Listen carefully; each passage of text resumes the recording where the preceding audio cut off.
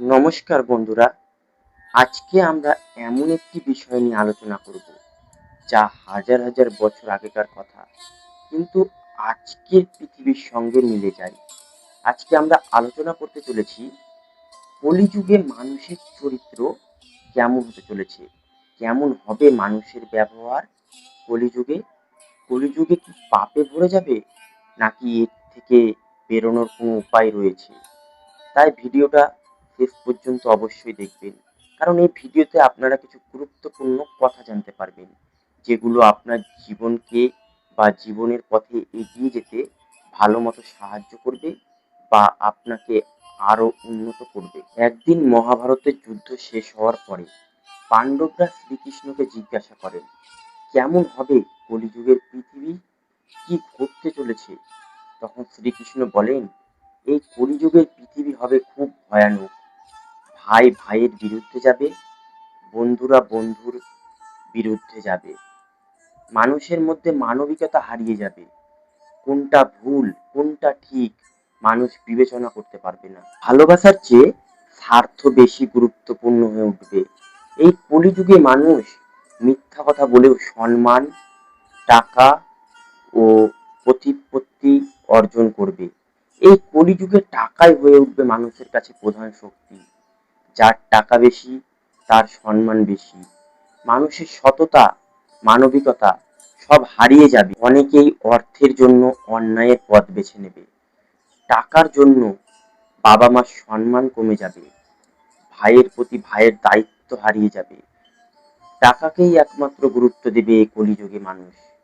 কিন্তু শ্রীকৃষ্ণ সতর্ক করেছেন, সম্পদ বা টাকা কোনোটাই চিরস্থায়ী নয়। কলিযুগে মানুষ তার মানবিক দিক হারিয়ে ফেলবে। এই কলিযুগে মানুষ ধর্মের নামে ভণ্ডামি শুরু করবে। ধর্মীয় পোশাক, ধর্মীয় আচার, ধর্মীয় নীতি থাকলেও মানুষ কিন্তু তার মনকে ধার্মিক করে তুলতে পারবে না। তার মনের ভিতরে থাকবে লোভ, হিংসা। ধর্মটাকে একটা ব্যবসায় পরিণত করে ফেলবে এই কলিযুগে। ধর্ম বলে ধর্ম থাকবে না। আগেকার প্রাচীন যুগে মানুষ দীর্ঘ আয়ু পেত, কিন্তু এই কলিযুগে মানুষের আয়ু কমে যাবে।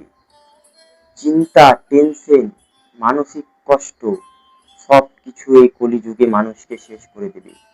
প্রকৃতির ভারসাম্য নষ্ট হয়ে যাবে।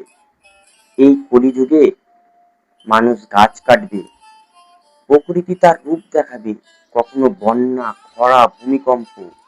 এই কলিযুগে মানুষকে আস্তে আস্তে শেষ করে দেবে। কলিযুগে মানুষ অন্যের সুখ সহ্য করতে পারবে না।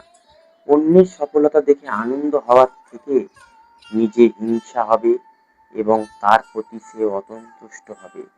শ্রীকৃষ্ণ শুধু কলিযুগে যে খারাপ দিক হবে সেটাই কিন্তু বলেননি। শ্রীকৃষ্ণ বলেছেন, যত পাপ বাড়বে বা যত খারাপ কিছু ঘটবে, মানুষের ভক্তি ও ঠাকুরের প্রতি ভক্তি শ্রদ্ধা আরো তত বেড়ে যাবে। অন্য যুগে কঠিন তপস্যা করে যে ফল পাওয়া যেত, এই যুগে আপনার সৎকর্ম, সৎ চিন্তা ও সৎসঙ্গ এই সবের মাধ্যমে সেই ফল পাওয়া যাবে।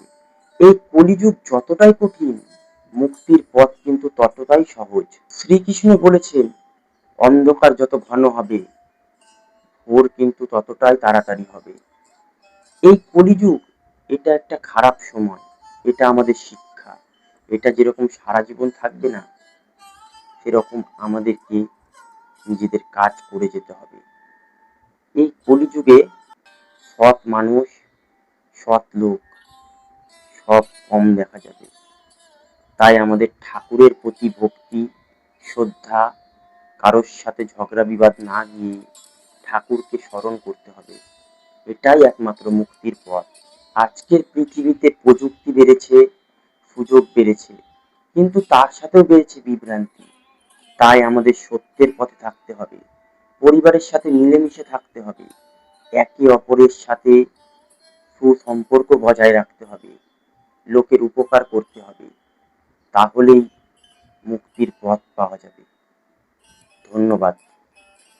ভিডিওটি যদি ভালো লাগে, চ্যানেলটি অবশ্যই লাইক, কমেন্ট এবং সাবস্ক্রাইব করবেন এবং পাশে থাকা বেল আইকনটি অবশ্যই ক্লিক করবেন, যাতে সবার আগে আমাদের ভিডিও আপনাদের কাছে পৌঁছে যায়।